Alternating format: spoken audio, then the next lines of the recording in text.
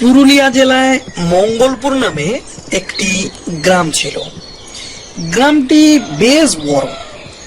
গ্রামটিতে অনেক কয়েক ঘর পরিবার বাস করত।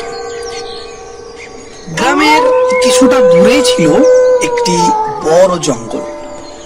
ওই জঙ্গল নিয়ে অনেক অদ্ভুত কাহিনী আছে, তাই ভয়ে কেউ সেখানে যেত না। ওই গ্রামে বসবাস করত হারু নাপিত। সে ছিল অত্যন্ত গরিব। তার সংসারে কেবলমাত্র সে আর তার স্ত্রী ছাড়া কেউ নেই। সংসারে প্রায় প্রতিদিনই কিছু না কিছু নিয়ে ঝগড়া লেগেই থাকত। একদিন সকালে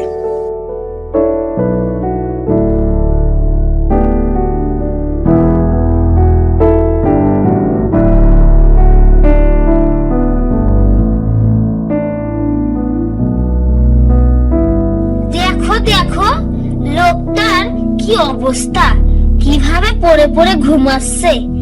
এদিকে সংসারের যে কি অবস্থা, সেদিকে হুঁশ আছে ওনার। এই চেঁচামেচি শুনে সে তাড়াতাড়ি ঘুম থেকে উঠে পড়ে।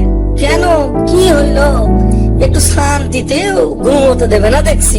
সবে মাত্র সকাল হয়েছে, এই শুরু হলো ওনার। বলি, শুধু নবাবের মতো পড়ে পড়ে ঘুমালেই কি সংসার চলবে? ঘরে যে একদানা চালও নেই, সেদিকে হুঁশ আছে? এই না 2 দিন আগে বাজার করে আনলাম, সেইগুলি কি হইল? শোনো নবাবের কথা, ঘরে বসে বসে খাচ্ছে, কাজ কাম করার কোনো নাম নেই। সেই কবে একটু বাজার করেছে, তারপর থেকে বসে বসে শুধু খাচ্ছে। আজ থেকে তোমার খাওয়া দাওয়া সব বন্ধ। হয় তুমি এই বাড়িতে থাকবে, না হয় আমি এই বাড়িতে থাকবো, এই বলে দিলুম। বউয়ের মুখের শেষের এই কথাগুলি শুনে নাপিতের খুব রাগ হলো। সে মনে মনে ঠিক করলো, আজ অনেক টাকা রোজগার না করে সে বাড়ি ঢুকবে না।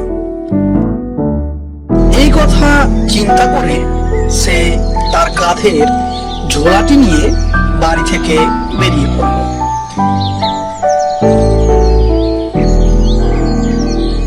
সে এই গ্রাম সেই গ্রাম ঘুরে ঘুরে বেড়াতে লাগলো।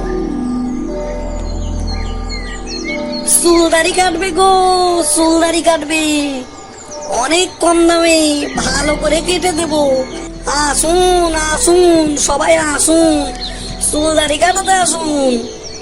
কিন্তু সেদিনও তার ভাগ্য এতটাই খারাপ ছিল যে একটি লোকও তার কাছে চুলদাড়ি কাটাতে আসলো না। সে অত্যন্ত দুঃখ ও কষ্ট বুক নিয়ে মনে মনে বলল, উপরওয়ালা আমার প্রতি এতটাই নির্দয় হয়েছেন, আজ আমিও বাড়ি ফিরবো না। দু চোখ যে দিকে যায় আমি সেই দিকেই চলে যাব। এই বলে সে হাঁটা দিল।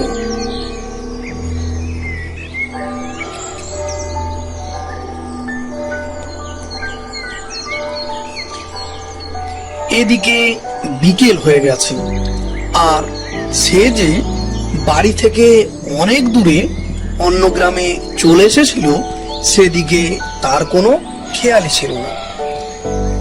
সে হাঁটতে শুরু করে আর সকালে তার বউয়ের কথাগুলি মনে করতে থাকে, আর মনে মনে প্রচুর কষ্ট পেতে থাকে।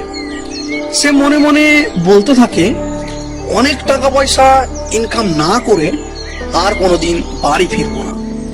এই মনে করতে করতে সে হেঁটে চলেছে।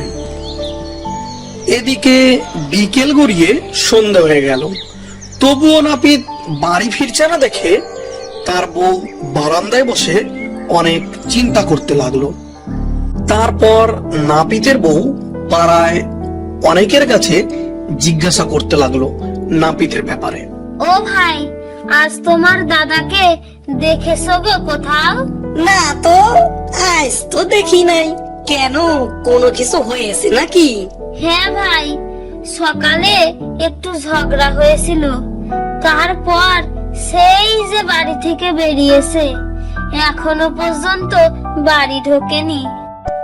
এরপর নাপিতের বউ বাড়িতে বসে চিন্তা করে চোখের জল ফেলতে লাগে আর মনে মনে ভাবতে থাকে, কি কারণেই যে আজ সকালে তাকে এতগুলি কথা বলতে গেলাম।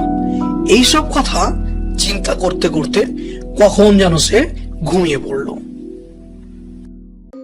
এদিকে নাপিত হাঁটতে হাঁটতে কখন যে গভীর জঙ্গলে প্রবেশ করেছে আর কখন যে রাত হয়ে গভীর অন্ধকার নেমেছে সেদিকে তার কোনো খেয়ালই নেই। হঠাৎ করে সে একটি হাসির আওয়াজ শুনতে পায়। তাই না শুনে নাপিতের খেয়াল হয়, সে তাকিয়ে দেখে চারিদিকে অন্ধকার আর সে গভীর জঙ্গলে এসে পড়েছে। চারিদিকে শুধু ঝিঝি পোকার আওয়াজ আর মাঝে মাঝে শোনা যাচ্ছে শেয়ালের ডাক। তাই না দেখে নাপিতের খুব ভয় হতে লাগলো। সে মনে মনে ভাবলো, কি কারণে যে রাগ করে বাড়ি থেকে বেরিয়েছিলাম, ঠিক সময়ে বাড়ি ফিরে গেলেই ভালো হতো। আর আমি যে জঙ্গলে এসেছি, শুনেছি এখানে নাকি তেনারা বাস করে।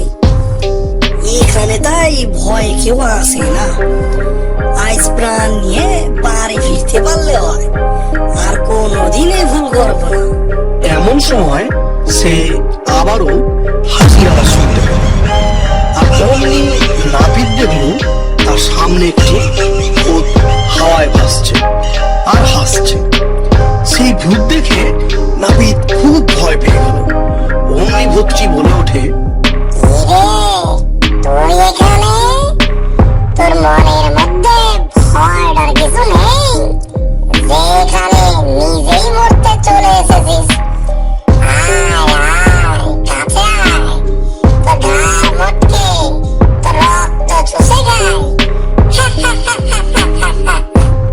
নাপিত ভূতের এই কথা শুনে কিছুটা ভয় পেয়ে গেল, কিন্তু মনে সাহস এনে সে একটি ফোন দিয়ে আটলো আর ভাবলো, মরতে তো আজ হবেই, তবে শেষ একবার চেষ্টা করেই দেখা যাক।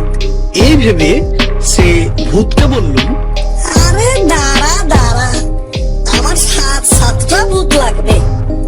6 জনকে ধরেছি, কেবল একটাই বাদ আছে। তোকে ধরলেই পূরণ হয়ে যাবে। তাই তো আজ বাড়ি থেকে বেরিয়েছি। ভূত না ধরে আমি বাড়ি যাবই না। তোকে তো এখন পেয়ে গেছি, যাক এরপর বাড়ি যাওয়া যাবে। ভূত এবার কিছুটা ভয় পেয়ে বলে ওঠে, তুই কি বলছিস? আমাকে ধরবি? আর তোর কাছে 6টা ভূত আছে? কই কই দেখা দেখি, তোর কাছে 6টা ভূত আছে? অমনি নাপিত তার ঝোলা থেকে আয়না বের করে 6 বার ভূতের সামনে ধরল। ভূত তার নিজের ছবি আয়নার মধ্যে দেখে ভাবলো, সত্যি সত্যি নাপিতের কাছে 6টি ভূত আছে। তাই সে ভয় পেয়ে নাপিতকে বলল, এই এই আমাকে ধরে নিয়ে যাস না। তুই যা চাইবি আমি তোকে তাই এনে দেব। আমাকে ছেড়ে দে, ছেড়ে দে আমাকে। আমাকে বন্দি করিস না তুই। ভূতের এই পরিস্থিতি দেখে নাপিত বলে ওঠে, আমি তোরে কি করে ছাড়বো বল? আমার তো তোরে খুব দরকার। তবে একটা উপায় আছে। উপায়? কি উপায়? বল বল কি উপায়? তুই এক্ষুনি আমার বাড়ি পৌঁছে দিয়ে আসবি, আর আমার একটা বড় বাড়ি বানিয়ে দিবি, আর অনেক ধন সম্পত্তি দিবি আমারে। ঠিক আছে ঠিক আছে, তাই হবে তাই হবে। আমি সব তোকে দেব। আর সব কিছু করার পর তুই আমাদের এই এলাকা ছেড়ে চলে যাবি। আর কোনোদিন যেন তোকে এই এলাকায় না দেখি, তাহলেই কিন্তু তোরে ধরে আমার এই ঝোলার ভিতর বইয়ে রাখবো। আচ্ছা তাই হবে তাই হবে। আমাকে ছেড়ে দে, তাই হবে। এরপর ভূতটি নাপিতকে তার কাঁধে তুলে নিয়ে আকাশ পথে উড়ে তার বাড়ি পৌঁছে দেয়। নাপিত ঘরে চলে যায়। সে ঘরে গিয়ে দেখে তার বউ কান্না করতে করতে ঘুমিয়ে পড়েছে। তাই সে তাকে আর ডাকাডাকি না করে ঘুমিয়ে পড়ে। সকালে নাপিতের ঘুম ভাঙলে দেখে সে একটা বিশাল বাড়িতে ঘুমিয়ে আছে। নাপিত উঠেই তার বউকে ডাকতে থাকে। ওগো ওঠো, তাড়াতাড়ি ওঠো, দেখো তাকিয়ে। নাপিতের বউ ঘুম থেকে উঠে নাপিতকে দেখে খুব খুশি হয়ে যায়। তারপর বলে, ওগো তুমি ঘরে ফিরে এসেছো, কোথায় গিয়েছিলে গো? আরে ও সব কথা পরে হবে, চারিদিকে তাকিয়ে দেখো একবার। নাপিতের বউ চারিদিকে তাকিয়ে দেখে তাদের বিশাল বাড়ি আর ঘরে প্রচুর ধন সম্পত্তি। তাই দেখে নাপিতকে সমস্ত ঘটনার কথা জিজ্ঞেস করে। নাপিত রাতে ঘটে যাওয়া সমস্ত ঘটনা তার বউকে বলে। এরপর তারা দুজনে মিলেমিশে সুখে সংসার করতে থাকে। এই ধরনের আরো অন্যান্য গল্প পেতে আমাদের পিএন টুলসে ভিজিট করুন এবং চ্যানেলটিকে সাবস্ক্রাইব করে রাখুন। Thank you.